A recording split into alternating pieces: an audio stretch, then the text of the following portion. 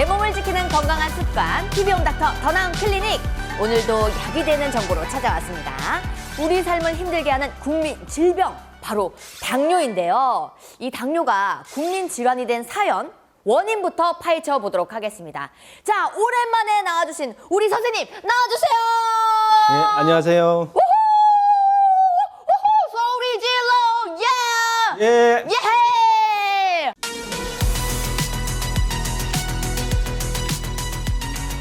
선생님, 당뇨에 대해서 오늘 저희가 또 알아볼 거잖아요.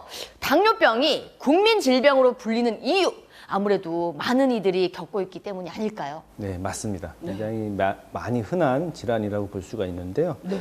2010년 통계를 보면 우리나라 전체 인구의 한 300인구 중에 한 350만 명이 당뇨 추정 인구로 된다라는 통계가 있었고, 근데 그 중에 한 반 이상이 자기가 당뇨병임을 모른다라는 통계도 있었습니다.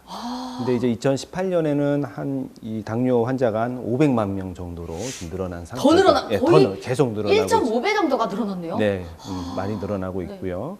2020년 기준 만 30세 이상 당뇨 환자 유병률은 전체 한 13.6%니까 흔한 질환이라고 보면 됩니다. 아, 당뇨가 이렇게 점점 늘어나고 있는데, 그렇다면 이 당뇨에도 혹시 종류가 있을까요? 아, 네. 크게 1형 당뇨병, 네. 그리고 2형 당뇨병으로 구분을 합니다. 1형 당뇨병, 당뇨병, 2형 이형, 네. 당뇨병이에요? 어떤 차이죠? 예, 1형 당뇨병은 우리나라 당뇨병의 한 2% 미만을 차지하고 주로 사춘기나 유년기에 가장 흔하게 발생합니다. 아, 그 어린 나이에도 이렇게 네, 당뇨가 올 수 그렇습니다. 있나요? 네. 아, 네. 주로 이제 40세 전에 진단되지만 성인에서도 발생이 가능합니다. 네. 2형 당뇨병과 달리 유전적인 요인이 좀 있는 걸로 되어 있고, 그렇지만 이제 가족력은 적습니다. 아, 네네네. 1형 당뇨병은 이제 체내의 인슐린 분비 세포의 파괴로 인해 심한 인슐린 결핍이 오는 것이 특징입니다. 그래서 인슐린 보충 치료를 하지 않으면 고혈당이 심각하게 나타나기 때문에 케톤산증이라는 심한 당뇨의 합병증이 발생할 수 있어서 네. 적극적인 그리고 지속적인 인슐린 치료가 필요한 질환이라고 볼 수가 있습니다. 그렇죠. 예, 1형 당뇨병은. 네. 2형 당뇨병은 이제 한국인 당뇨병의 대부분을 차지한다고 오, 보시면 됩니다. 네네. 보통 이제 40세 이상에서 많이 발생을 하고요. 이제 현재는 그보다 젊은 연령층에서도 발생합니다. 주로 이제 비만하고 많이 관련이 있고, 꼭 네. 비만하지 않더라도 과체중, 몸이 좀 뚱뚱하면 제2형 당뇨병 발생 위험 인자가 될 수가 있습니다. 가족력도 흔한 걸로 되어 있고, 네. 인슐린 분비가 감소한 것뿐만 아니라 인슐린 저항성이라는, 그러니까 인슐린 기능이 떨어지는 상태를 말하는데, 그게 같이 동반되어 있는 것이 특징입니다. 우리가 흔히 알고 있는 당뇨는 제2형 당뇨인 거네요? 예, 그렇습니다. 아, 그렇구나. 그렇다면 이 당뇨병은 왜, 무엇 때문에 발병되는 걸까요? 네. 제2형 당뇨가 이제 제일 흔하다고 말씀을 드렸는데요. 이제 우리가 먹는 음식하고 많이 관련이 있고, 그러니까 칼로리죠. 칼로리가 어떤 이유든 간에 많게 되거나 또 상대적으로 운동량이 감소하고 많은 스트레스에 이제 노출이 되면 우리 췌장에 있는 인슐린의 분비 감소와 인슐린 저항성, 아까 말씀드렸듯이 똑같은 인슐린 기능에서 이제 그 기능이 떨어지는 상태를 얘기하는데, 네. 그걸로 인해서 인슐린의 성능이 떨어지면서 당뇨가 발생하게 됩니다. 아, 먹는 거를 정말 조심하긴 해야 되겠네요. 그렇다면 우리 몸에서 인슐린 역할이 정말 중요하다는 이야기신데, 이 인슐린은 우리 몸에서 어떤 역할을 담당하고 있는 걸까요? 네. 인슐린은 이제 췌장에서 분비되는 호르몬인데, 랑게르 한스섬이라는 그 세포에서 분비돼서 식사 후 올라간 혈당을 떨어뜨리는 기능을 합니다. 아, 그 식사 후에 뭐 이렇게 올라간 혈압을 예. 떨어져 주는 거군요. 그렇죠. 네. 혈당을 떨어뜨리는. 혈당을 떨어뜨려 주는 거군요. 네. 근데 만약 여러 가지 이유로 인슐린이 모자라거나 기능이 떨어지게 되면 체내에 흡수된 포도당이 우리 체내에서 이용되지 못하고 소변으로 배출이 되면서 넘쳐 나오게 됩니다. 이런 병적인 상태를 이제 당뇨병이라고 부릅니다. 이거 정말 좀 심각한데, 당뇨의 대표 증상은 그럼 어떤 게 있을까요? 네. 혈당이 높아지면 이제 소변으로 당이 빠져나가게 되는데, 이때 포도당이 다량의 물을 끌어내면서 소변을 많이 보게 됩니다. 네네네. 그리고 이제 몸 안에 수분이 모자라는 증상이 나타나서 갈증이 심해서 물을 많이 드시게 됩니다. 또한 이제 우리가 섭취한 음식물이 소변으로 빠져나가기 때문에 제대로 에너지로 이용되지 못해서 공복감은 심해지고 점점 더 먹으려 합니다. 이처럼 당뇨병의 요 다음 단요 다식을 이제 3대 증상이라고 합니다. 네. 대표적인 증상인데, 근데 실제로는 특별한 증상이 없는 분들도 있어요. 네. 그래서 이제 우연히 자신이 이제 당뇨병인지 모르고 지내다가 검사를 통해서 우연히 당뇨로 진단되는 경우도 많습니다. 소변에 거품이 많이 생기면 당뇨병을 생각하시는 분들이 네. 좀 많거든요. 네네네. 그것 또한 이상징후로 꼽을 수 있을까요? 근데 이제 그렇게 말씀을 많이 하시는데 이제 꼭 그렇지는 않습니다. 거품료라는 건 뭐냐면 이제 소변에 비정상적으로 거품이 섞여 나오는 상태를 말합니다. 네. 일반적으로 건강한 사람의 소변은 거품이 많지 않고 그렇죠. 순간적으로 거품이 일지만 곧 사라집니다. 그러나 거품이 지나치게 많거나 시간이 지나도 거품이 사라지지 않는다면 이제 거품류라고 할 수가 있고 네. 이 거품류는 소변에 단백질이 빠져나오기 때문에 나오는 증상입니다. 그러니까 아까 말씀드렸듯이 정상적으로도 거품류가 있을 수 있다 그랬죠. 네. 전신질환으로 뭐 발열이 있거나 격렬한 운동을 마친 이후에도 일시적으로는 거품류가 나타날 수가 있습니다.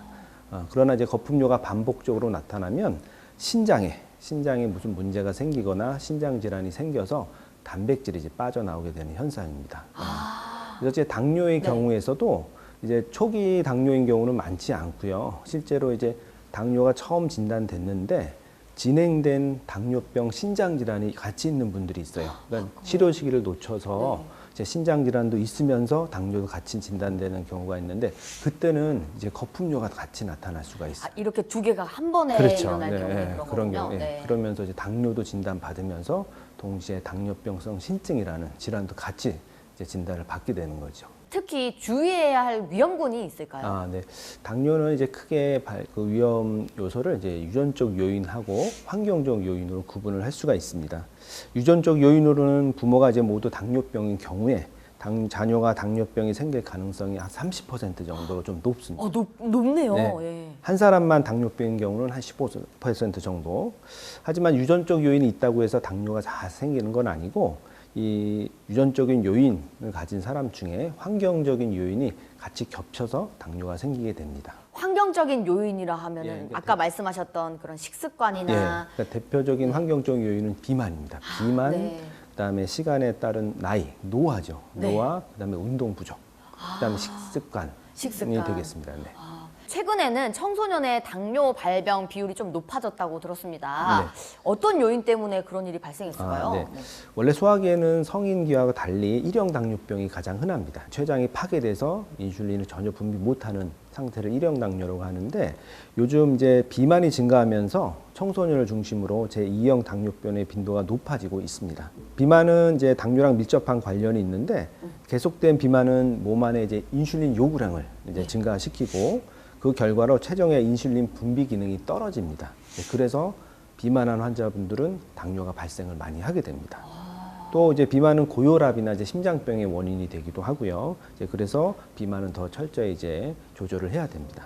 또 운동 부족도 비만하고 연계될 수 있으니까 그쵸. 결국에 이제 소아 청소년기에 발생한 당뇨는 비만 혹은 과체중하고 많이 연계되어 있어서 철저한 이제 체중 조절하고 식이 조절이 중요하다고 볼 수 있습니다. 그래도 청소년기에 식이 조절과 그리고 체중 조절 이거를 좀 한다면 당뇨가 초기에 조금 발견된다면 조금 그렇죠. 아무래도- 개선될 수는 있겠네요. 예, 그렇습니다. 네. 네. 그렇다면 혹시 또 임신 중에 찾아오는 임신성 당뇨도 있다고 들었어요. 네. 이건 어떤 것 때문에 발생하고 어떤 관리가 필요할까요? 네, 임신성 당뇨병이란 임신 중 처음 발견되었거나 임신의 시작과 동시에 생긴 당 조절 이상을 말합니다. 그러니까 임신 전에 진단된 당뇨병하고는 조금 틀립니다. 임신 후에 발병을 한 거죠? 이제 네. 임신과 동시에 이제 발견된 이제 당뇨를 얘기합니다. 네. 임산부의 한 2에서 3% 정도 흔하지는 않고요. 대부분 이제 출산 후 정상화됩니다. 출산 후에는 그래도 좀 네. 정상화되는 편입니까? 네, 하지만 임신 중에 혈당 조절의 정도가 정상 범위를 벗어난 경우는 태아 사망률이 높아지고 선천성 기형의 발생률이 높아지기 때문에 그래서 주의를 요합니다. 네. 그래서 당뇨병의 가족력이 있거나 거대하나 기형아, 사산아를 출산한 분만력이 있거나 그리고 산모가 비만한 경우, 고혈압이 있거나 소변에서 요당이 나오는 경우는 임신 24주에서 28주 사이에 임신성 당뇨 여부를 확인하는 검사를 받게 됩니다. 만약에 이제 진단이 되면 인슐린으로 이제 임신 내내 치료를 하게 됩니다. 아, 치료를 하게 된다면 뭐 기형아 발생이나 이거를 그렇죠. 조금 막을 수 있을까요? 네, 혈당이 정상화되면 네. 그런 확률이 떨어지겠죠, 확실히. 아, 그럼 24주에서 28주 사이에 임신 혈당 그렇죠. 검사라고 하나요? 체열 검사. 아, 예. 체열 검사를 예. 꼭 한 번씩 해보셨으면, 좀 의심이 된다 싶으신 분들은 꼭 확인을 해보셨으면 좋겠습니다.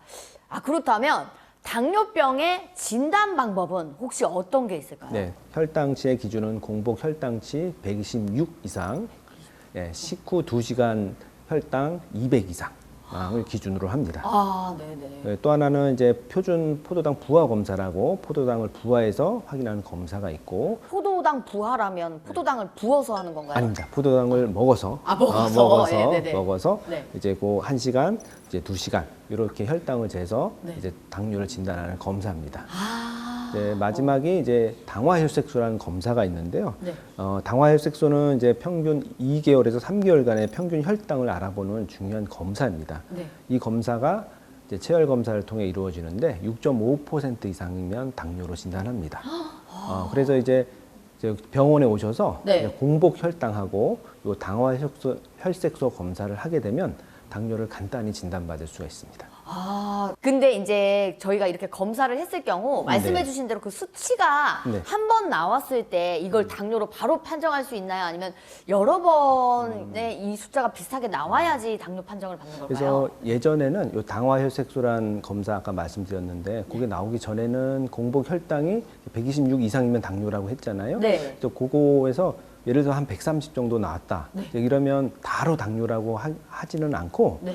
이제 하루는 이제 며칠 있다가 혹은 이제 추후에 다시 오셔서 한두 번 정도를 더 했습니다. 근데 요즘은 이제 당화혈색소라는 검사가 있어서 이제 공복 시 혈당하고 당화혈색소만 가지고 그 두 개가 기준치 이상을 넘으면 네. 이제 바로 그 순간 당뇨를 진단할 수가 있습니다. 그렇다면 병원을 찾아 검사를 받기 전에 숙지해야 할 주의사항이 있다고 제가 들었습니다. 어떤 게 네. 있을까요? 혹시 이제 환자분들이 당뇨가 이제 의심이 되면 네. 적어도 이제 전날 밤 8시간 이상 금식을 하셔야 되고요. 네. 그래서 그리고 나서 병원을 방문하게 되면 이제 체열 혈당 검사를 하시게 됩니다. 필요한 경우 안과 검진을 받아야 하고 안과 검진은 왜 받아야 할까요? 당뇨병 합병증으로 네. 이제 망막증이라고 해서 네. 이제 안과 합병증이 올 수 있습니다. 네, 그래서 이제 늦게 진단된 경우는 당뇨 진단 당시 때 이미 안 질환이 있는 경우가 있어요. 그래서 이제 네. 그 검사 기관에 방문해서 이제 필요하면 안과 검진을 받고 네. 이제 콜레스테롤 검사나 이제 신장 수치 같은 혈액 검사도 추가적으로 받게 됩니다. 또한 이제 소변으로 나오는 단백질량을 측정하기 위해서 소변 검사도 받게 되시고요. 네. 이렇게 돼서 당뇨가 진단되면 이제 3개월 간격으로 당화혈색소나 기타 혈액 검사를 하면서 전체적인 혈당 조절을 받고 이제 1년에 1회씩 합병증 검사를 받는 것을 추천드립니다. 아, 이게 정말 챙겨야 하고 주의해야 될 점이 굉장히 많겠네요. 이 방송을 보시는 분들은 꼭 이 점 유의해서 병원을 찾아가셨으면 좋겠습니다. 또 당뇨인지 모르고 지나가시는 분들이 계시다면 혹시 생활에 불편함이 있을까요? 무증상인 경우가 있습니다. 그렇죠. 이게 제일 위험한 경우 네, 아닙니까? 네. 그래서 일단 그 많이 먹거나 소변량이 많거나 네. 이제 갈증이 심하거나 이제 이러면 무조건 이제 병원에서 검사를 받고 네. 그렇지 않더라도 이제 주기적으로 병원에 방문해서 검사를 받으시는 게 좋습니다. 우리나라는 이제 성인 만 40세 이상인 경우는 이제 건강 검진이 있어요. 네. 2년마다 받으시게 되는데 거기서 무증상 상태의 당뇨로 진단받는 경우도 있습니다. 그러니까 그런 나라에서 시행하는 건강 검진이나 네. 회사 검진도 꼭 이용하시기 바랍니다. 아, 맞습니다. 갈증이 생기거나 계속 갈증이 생기거나 그 소변의 양이 많아지거나 요랬을 경우 꼭 병원을 한번 찾아가 보시고 이제 2년에 한 번씩 꼭 건강검진을 챙겨서 하셨으면 좋겠습니다. 아, 천천히 발병되고 서서히 악화되는 이 당뇨병 지금도 늦지 않았습니다. 예방하고 똑똑하게 관리하는 요령까지 다음 시간에 더 깊은 이야기 나눠보도록 할게요. 선생님, 다음 주에도 함께 해주실 거죠? 네, 당뇨 치료에 많은 도움이 될 때까지 함께 하겠습니다. 약속! 네. 도장, 복사, 최고! 좋습니다. TV홈 닥터 더 나은 클리닉 다음 시간에도 잊지 말고 채널 고정!